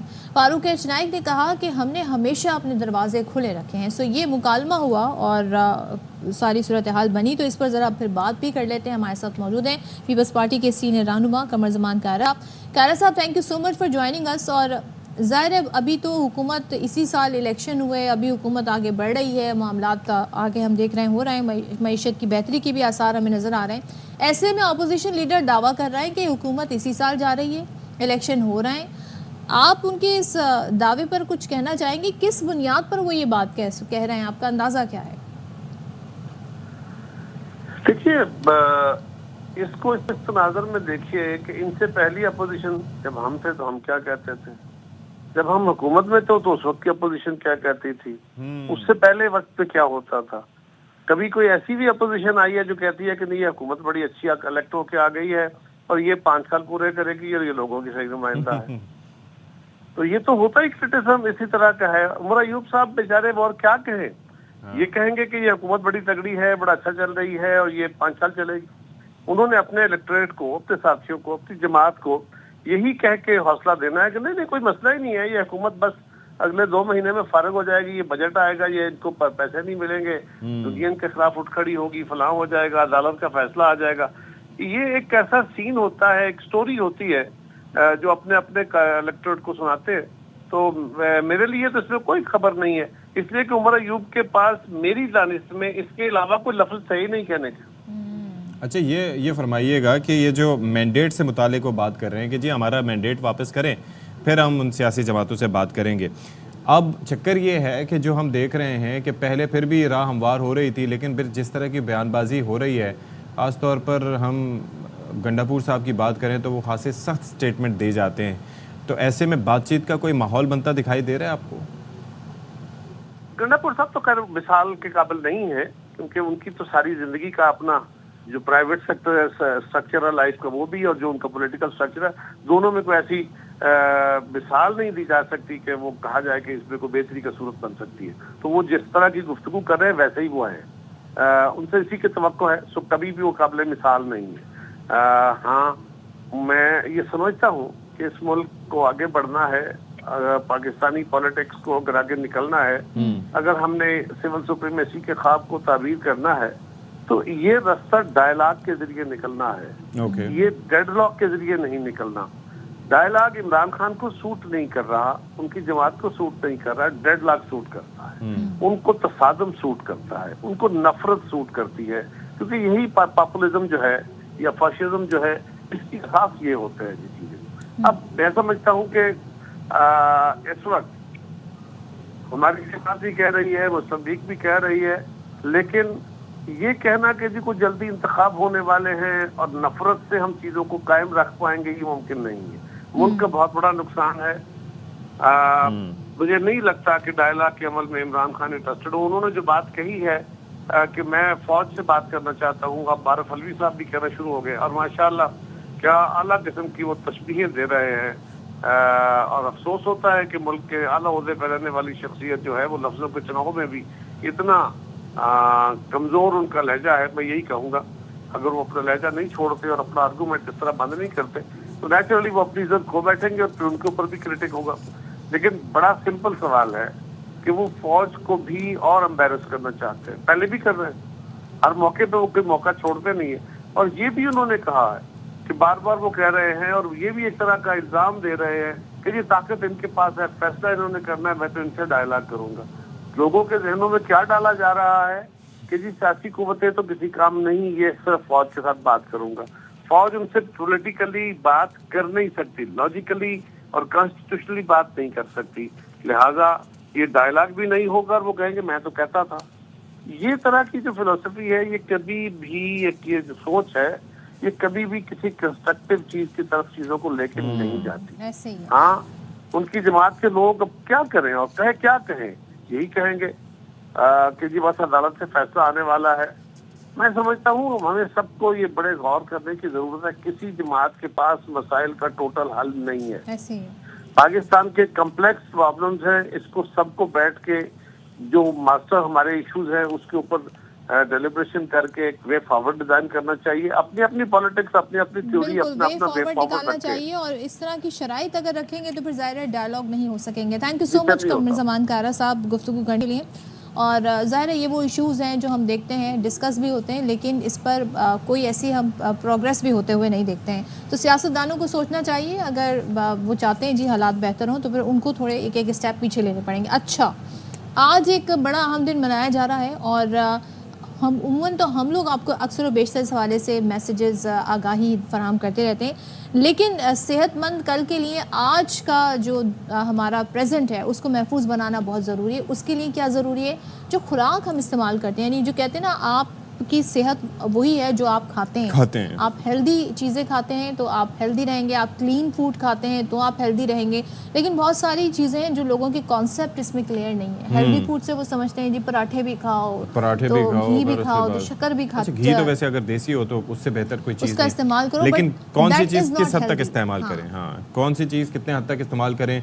और ख़ास तौर पर हम जो आजकल बड़े फूडीज़ बने होते हैं और बाहर जा के जो चीज़ें खा रहे होते हैं, मिसाल के तौर पर जो तेल हम इस्तेमाल कर रहे हैं, जो बाहर यहाँ पर इस्तेमाल हो रहा होता है, वो लास्ट टाइम कब चेंज हुआ था। अच्छा, फिर उसके बाद कौन से मसाला जात इसमें इस्तेमाल हो रहे हैं, गोश्त सही है या नहीं है। ज़्यादा मसाले भी सेहत के लिए अच्छे नहीं है, ज़्यादा नमक भी सेहत के लिए अच्छा नहीं है, ज़्यादा चीनी भी सेहत के लिए अच्छी नहीं है।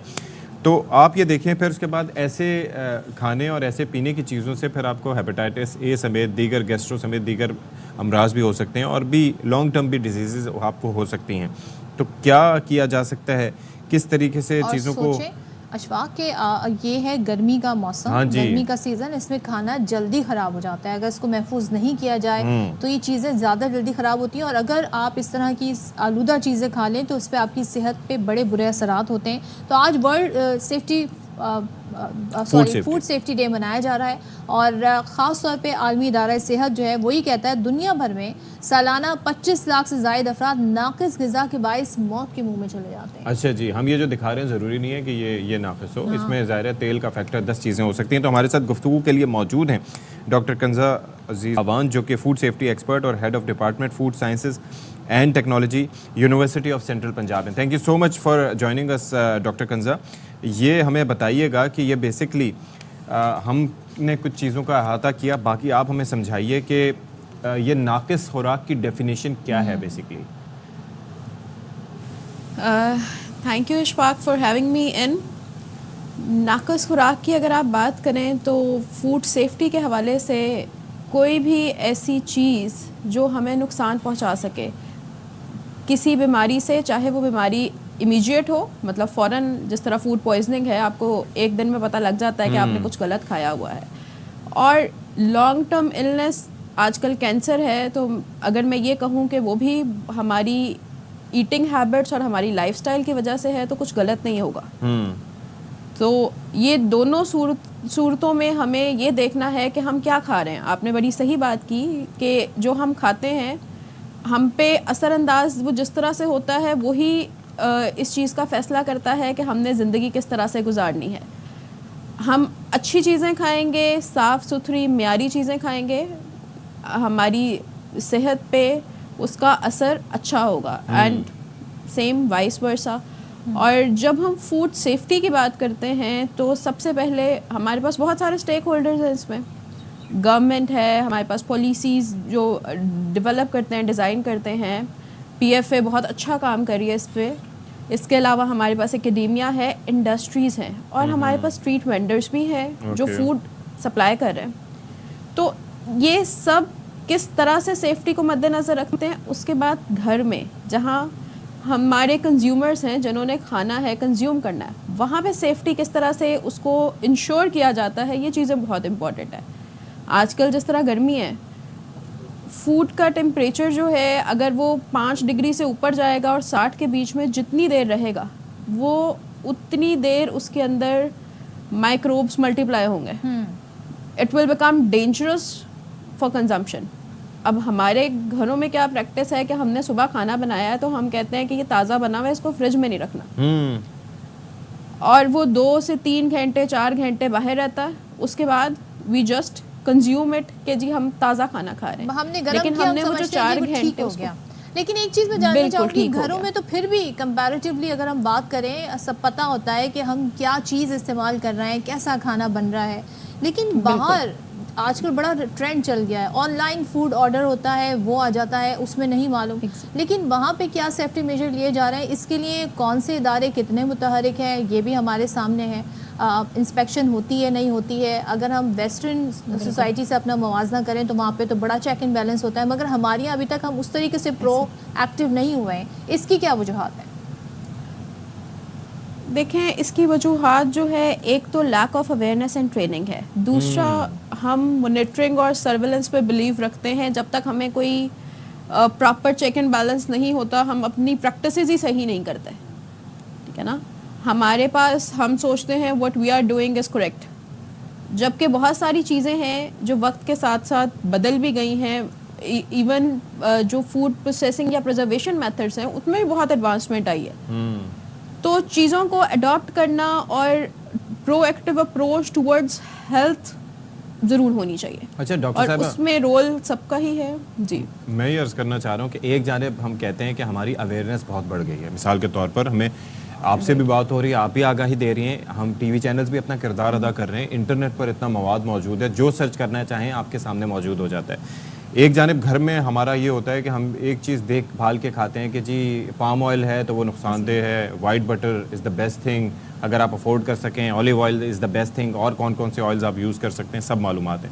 दूसरी जानिब मार्केट में जब हम निकलते हैं तो हम अपनी पसंद से चाय के साथ वो समोसे लेके आते हैं जो तेल हो सकता है 150 साल पहले चेंज हुआ हो। I am exaggerating but this is the fact. वो न जाने कितने दिनों से पकोड़े जहाँ बन रहे होते हैं, बाकी जो सालन बन रहे होते हैं, 10 तरह की चीज़ें होती हैं, कब चेंज हुआ है, वहाँ पर फूड सेफ्टी क्या है, वहाँ पर कौन से टमाटर, कौन से प्याज, कौन सी चीज़ें, कौन से मसाले यूज़ हुए हैं। तो ये क्या खुला तजाद नहीं है? ये बिल्कुल खुला तजाद है, और इसमें स्टेप इन करने की ज़रूरत हमें है कि ये इस पे चेक एंड बैलेंस भी हो। ऑयल आप जो बात कर रहे हैं समोसों का, उसका आप जस्ट कलर देख लें तो आपको पता चल जाएगा कि ये this is not safe to consume. वो जो ब्लैक कलर का ऑयल है, ये सामने स्क्रीन पे भी आपको नज़र आ रहा है जी। इसमें high level of trans fats है, कार्सिनोजेनिक इंग्रेडिएंट्स हैं। अब मसला ये है कि इनको अगर आप कहेंगे, इनको कौन कहेगा? इनको एक तो रेगुलेटरी बॉडीज कह सकती हैं, दूसरा कंज्यूमर कह सकता है, जो लेने वाला है वो कहे कि मैंने ये नहीं लेना।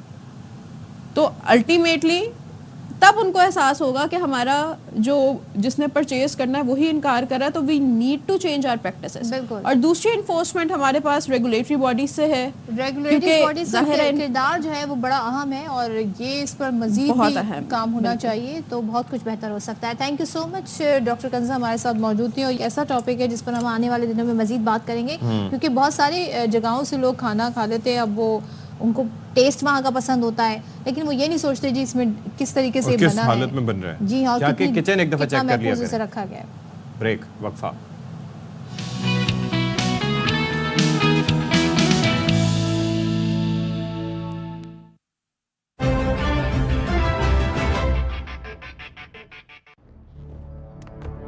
पहले खुद ट्राई करो,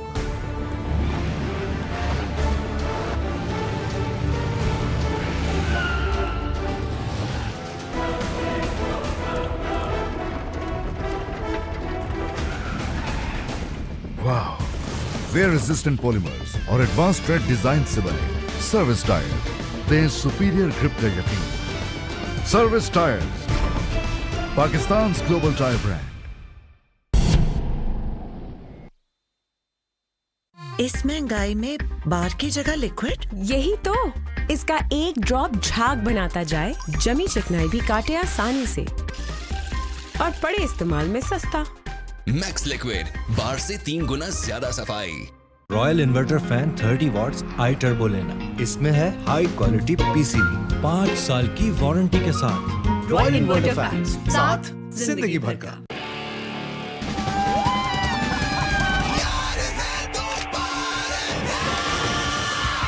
आइए स्टेशन, और एक स्क्रैच भी नहीं। टोटे की डोर मिलेगी माउंटेन ड्यू के साथ। Mountain view. जमी हुई है ये चिकनाई, ग्रीसी है देखो कढ़ाई, हांडी और पतीली मांगे, खूब घिसाई, खूब घिसाई। अब सफाई होगी आसानी से, बिना रगड़े, बिना झंझट। मैक्स लिक्विड, 3 गुना ज्यादा सफाई। गजब हो गया, चेहरे पे रहे ना स्पॉट्स, ना कील छाइयाँ, स्किन हेल्दी और चेहरे पे ग्लो। अजूबा gold and glow beauty cream. Pakistani खाने ज़बान पे लगे तो छूटते नहीं हैं, और अगर कपड़ों पे लगे तो वो कोरमे को आउट ऑफ साइट कर देगा। कढ़ाई से भी फाइट कर लेगा। कौन? ब्राइट, क्योंकि नए ब्राइट का बेस्ट एवर फॉर्मूला गहराई से दाग निकाले। आपके रेस्टोरेंट का मेन्यू आपकी यूनिफॉर्म में भी नजर आता है, इसीलिए तो ये काम ब्राइट और आपको दिया जाता है।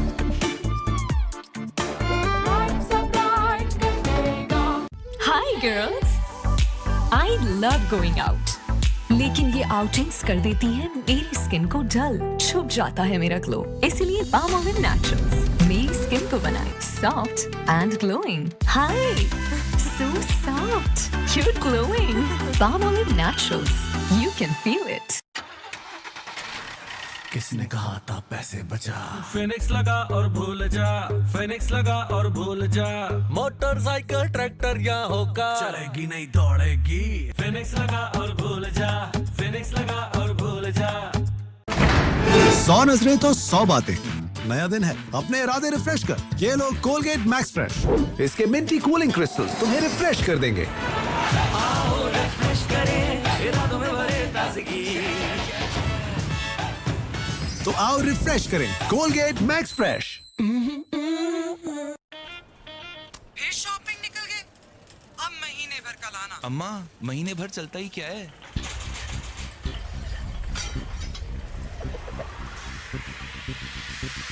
मेरा लेमन मैक्स लॉन्ग बार, महीने में एक बार, चलता जाए लगातार।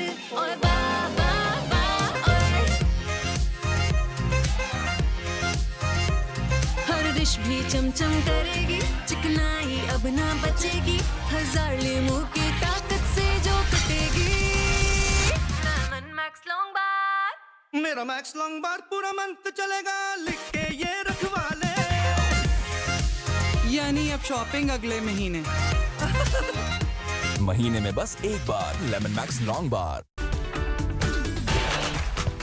चाहे कुछ भी हो जाए, बाल रहे finger comb ready with Palmolive naturals healthy and smooth shampoo. इसके 100% नेचुरल एलोवेरा एक्सट्रैक्ट्स बालों को बनाए इतना स्मूथ और मैनेजेबल कि आप करें बस finger comb. Beautiful hair ready with a finger comb. 1 minute Naseem भाई, ये कड़क चाय भी। अब ये कौन साफ करेगा?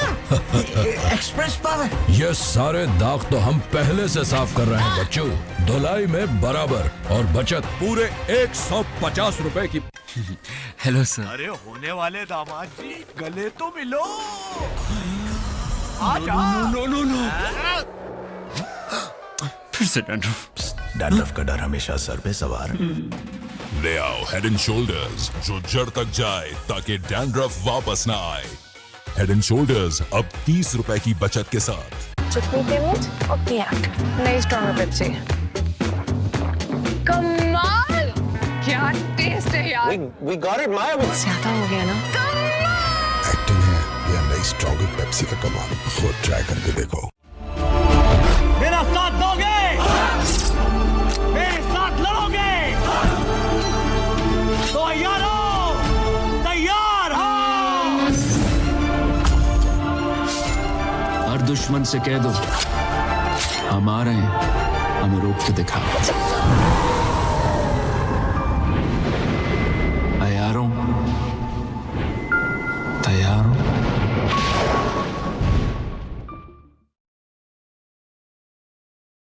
फ्रेश वन से आसान कुर्बानी। महंगाई के इस दौर में क्या आप भी अपनी कुर्बानी के फराइज को यकीनी और आसान बनाना चाहते हैं? तो फ्रेश वन लाया आपके लिए एक खास ऑफर। कुर्बानी का ख्वाब फ्रेश वन के साथ हकीकी बनाइए। पहले दिन के जानवर की बुकिंग करवाएं 2,20,500 में और बकरा सिर्फ 48,000 रुपए में। दूसरे दिन की कुर्बानी के जानवर की बुकिंग करें 2,10,000 रुपए में और बकरा सिर्फ 45,000 रुपए में।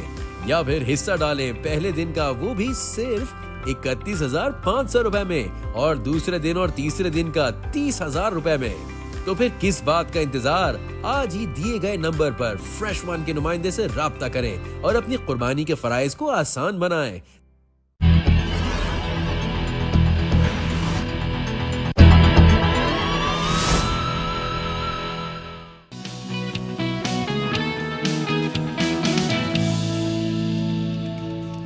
Welcome back once again. और जैसे कि हम रोज़ाना ही आपको बता रहे होते हैं कि आज कौन सा अहम दिन मनाया जा रहा है, तो आज का दिन बड़ा इम्पॉर्टेंट है और हम सब चाहते हैं जी और कि मज़ीद इस हवाले से सीखें कि कैसे केयर की जाती है। तो वर्ल्ड केयरिंग डे आज दुनिया भर में मनाया जा रहा है, यानी कि एक दूसरे का ख्याल रखने का दिन। मकसद क्या है? अच्छा, अब ख्याल रखना सिर्फ एक दिन की बात नहीं होती, इस साल के 365 दिन जो है आपने प्रैक्टिस करनी है, लेकिन किस तरह ख्याल रखना है अपने अतराफ़ के लोगों का, क्या किया जाए, इंसानियत को कैसे हम आगे बढ़ाएं। काइंडनेस लोगों के दिलों से जो है वो रुखसत हो गई है और हम देख रहे हैं खुश इखलाक़ी एक बड़ा अच्छा लोगों की शख्सियत में कैरेक्टरिस्टिक मानी जाती थी, लेकिन अब लोगों के मिजाज बड़े चिड़चिड़े से हो गए हैं, नफ्सा नफ्सी जिसे कहते हैं ना, लोग बस अपनी दुनिया में मगन है।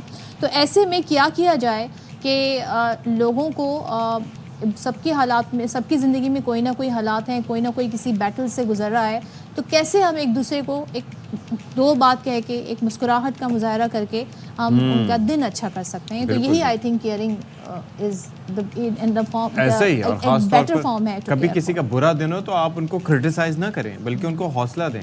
ये आप फ़ीम की बात कर रहे हैं? तो उमैर जलियांवाला हमारे साथ मौजूद हैं, तो हम ज़्यादा क्या मोटिवेशनल स्पीच दें, उनसे बात कर लेते हैं and he is the best man for that. Thank you so much for joining अस उमैर। और सबसे पहले तो ये क्या मतलब, ये जब हुआ ख़ास तौर पर इस अहम दिन के मौके पे, did you try to reach out to team Pakistan कि भाई थोड़ा कॉल शॉल कर लें, बिलखुसूस आज़म को, the way he got out, मौका मिला आपको? आप मुझे कह रहे हैं कि मुझे मौका मिला कि मैं आज़म साहब को कॉल करूं? मुझे लगता है कि आज़म साहब इस वक्त गिरे हुए हैं और जब लोग गिरे हुए होते हैं तो उन्हें मजीद नहीं गिराना चाहिए, उठाना चाहिए। जिसको आप गिरा चुके हैं, रिजल्ट सामने आ गया है, अब मौका देना चाहिए, क्योंकि किसी लम्हे आप भी उससे हो सकते हैं, उस जगह पे आपका भी कोई रिश्तेदार हो सकता है। तो ये और यही हमें सिखाया गया है हमारे दीन की तरफ से कि ना बड़े गुरूर में आ जाओ, ना मगरूर हो जाओ, वो दिन जो तुम्हारा है। और इनफैक्ट अल्लाह ने हमारी खुशी का राज भी जो है ना वो इसी में छुपाया है कि हम दूसरों का ख्याल रखें। हम दूसरों का ख्याल रखते तो असल में हम अपना ख्याल रख रहे होते हैं, हम खुद बुरे मूड में नहीं जाते। तो नहीं, मैं तो हिदायत दूंगा कि जो गिरा हुआ है उसको संभालें, उसको वापस खड़ा करें, ना कि उसको मजीद क्रिटिसाइज करें, क्योंकि उसने वापस खड़ा होना है।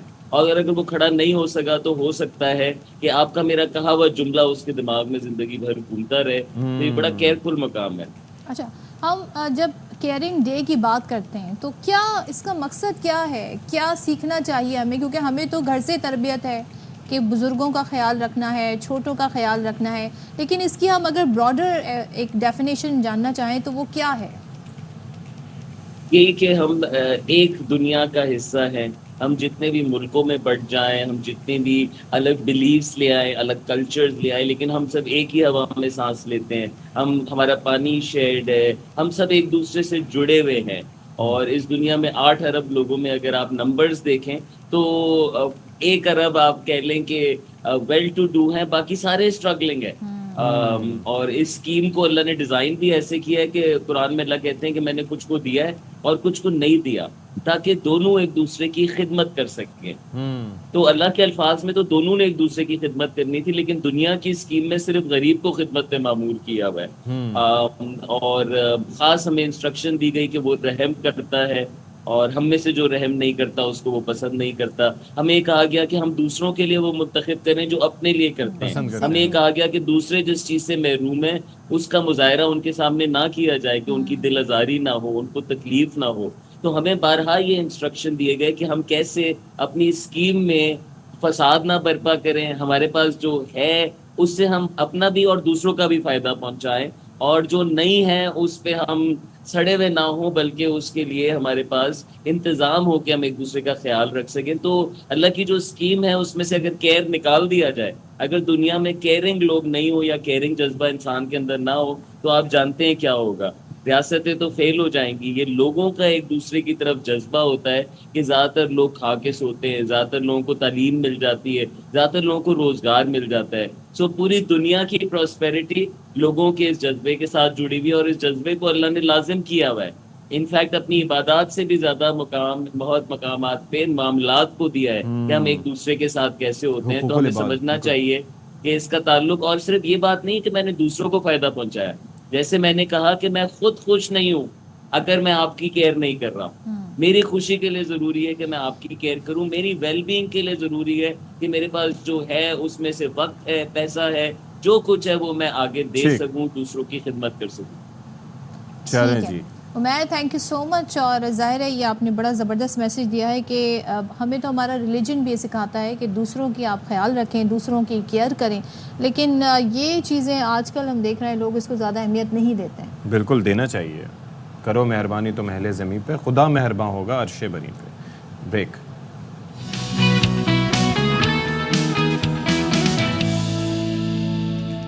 Welcome back once again. और हम तालीम की बात करते हैं और ये नंबर जो हमारे सामने आता है ना कि पाकिस्तान में 2 करोड़ से ज़ायद बच्चे ऐसे हैं जो स्कूल नहीं जा पा रहे हैं, जिसकी बहुत सारी वजूहात हैं। ऐसे में हम ये देख रहे हैं कि बहुत सारे वालिदैन ऐसे भी हैं जो करीब है, गुर्बत की वजह से वो अपने बच्चों को स्कूल नहीं भेज पाते हैं। सो ऐसे में एक आज ऐसी शख्सियत से हम आपको मिलाने जा रहे हैं जिन्होंने इस बात की जिम्मेदारी उठाई है कि वो ऐसे बच्चों को जिनके माँ बाप अफोर्ड नहीं कर सकते उनको तालीम के जेवर से आरास्ता करेंगी।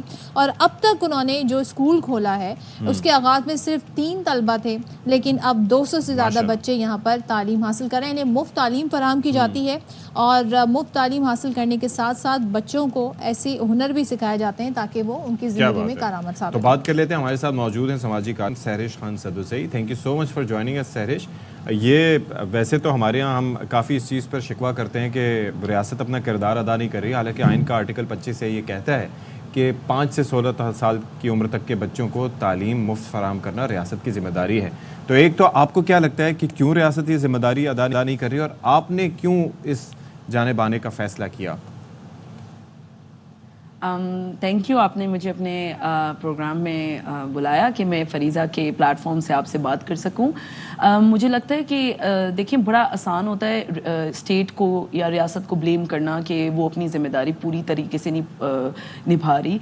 एक्चुअली हमें शायद कॉन्टेक्स्ट समझना चाहिए क्योंकि आगे ही मुल्क के पास इतने ज़्यादा मुश्किलात हैं कि और स्पेशली ऑन ग्राउंड में 8 साल से फरीज़ा के वजह से मुझे ऑन ग्राउंड रियलिटीज़ का पता चल रहा होता है।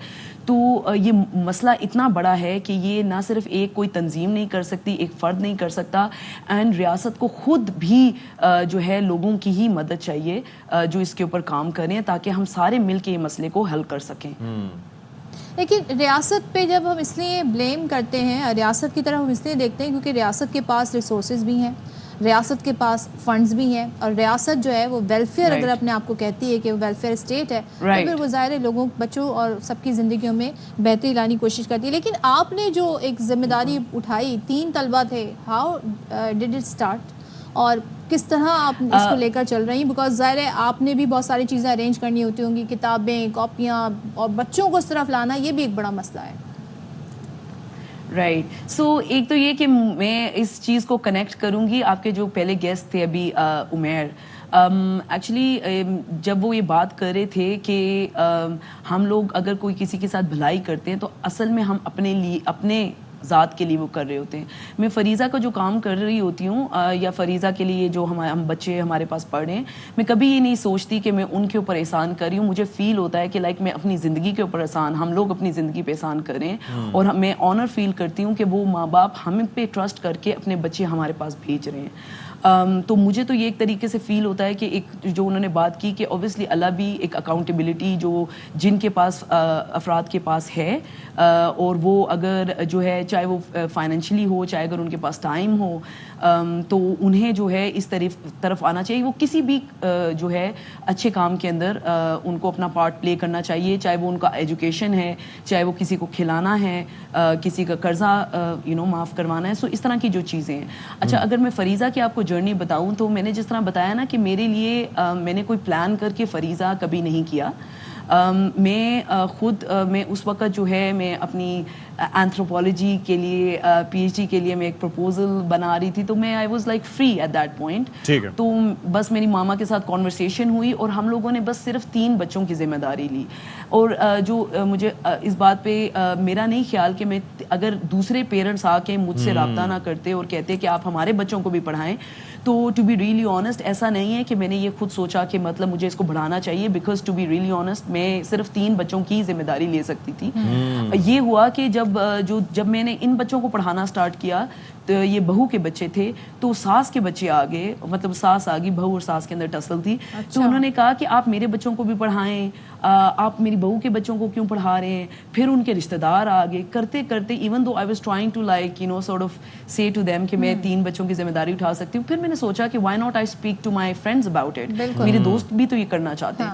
एंड ये बस मैंने ये किया कि मैंने अपने दोस्तों को इस चीज़ में मोबिलाइज किया, एंड वो सारे रेडी बैठे हुए थे इसके लिए। उस वक्त जो है मुझे जो पैसे चाहिए होते थे एक बच्चे को तालीम देने में, पूरे साल में 12,000 कलेक्टिव एफर्ट जो है ना वो बड़ा मैटर करती है। अगर हम इंडिविजुअली करें तो ये तो बड़ी अच्छी बात है, लेकिन अगर इसमें और लोग शामिल हो जाएं तो पूरा एक कारवां बन जाता है। थैंक यू सो मच सारिश, हमारे आती हैं, ज़बरदस्त काम कर रही हैं और ज़ाहिर है ये सबके लिए एक मिसाल भी है। जी, और ईद कुर्बान की आमद है। ऐसे में एशिया की सबसे बड़ी मवेशी मंडी में क्या सूरत हाल है, जानते हैं चांद नवाब की इस रिपोर्ट में। सुन्नत इब्राहिमी की अदायगी के लिए हर साल कराची की मवेशी मंडी सज जाती है, जहां ईद कुर्बान के लिए जानवर फरोख्त किए जा रहे हैं। मवेशी मंडी में मौजूद कुर्बानी के ये जानवर ग्राहक की राहत तक रहे हैं। महंगाई के इस दौर में व्यापारियों ने जानवर की कीमतें आसमान पर पहुंचा दी हैं। लेने वाला कह रहा है महंगी है, बेचने वाला कह रहा है सस्ती है। जानवरों को चारा वारा महंगा हो गया, पीछे से जानवर महंगा मिल रहा है। इसका 2.5 लाख रुपए मैं देता हूँ, अगर ये मुझे देते हैं तो भाई ये कहते हैं ना 5.5 लाख रुपए का, 270 दिए मैंने भाई को। सुन्नत इब्राहिमी अदा करने के लिए मंडी में जानवर लेने आए हैं, लेकिन कीमतें आसमान से बातें कर रही हैं। पहले हम 6 लाख का लेके गए, तब तो यहाँ 10 की बातें कर रहे हैं। जो जानवर पिछले साल 1.5 लाख 2 लाख रुपए कम लेके जा रहे थे, वो जानवर 4 लाख से 5 लाख का दे रहे। ईद कुर्बान पर कुर्बानी तो करनी है, लेकिन महंगाई ने पहले ही अवाम को परेशान कर रखा है। ईद कुर्बान के लिए मंडी में खूबसूरत जानवर मौजूद हैं, लेकिन दाम पता करके खरीदार कानों को हाथ लगाकर वापस चले जाते हैं। कैमरामैन मोहम्मद अदनान के साथ चांद नवाब, ARY न्यूज़, कराची। चुन के खूबसूरत जानवर दिखाएं। अच्छा, मैं समझा आप चांद नवाब की शर्ट की तारीफ करने जा रही हैं। मैं तो बैकग्राउंड में देख रही थी। बहरहाल जी महंगाई बहुत है, कोशिश करें आपको अच्छी सी कोई बार्गेनिंग हो जाए और आपको दाम सही मिल जाए, वरना घर बैठे आराम करें। शाद रहिए, आबाद रहिए, ख्याल रखें, खुश रहिए अपने खर्चे पे। अल्लाह हाफिज़।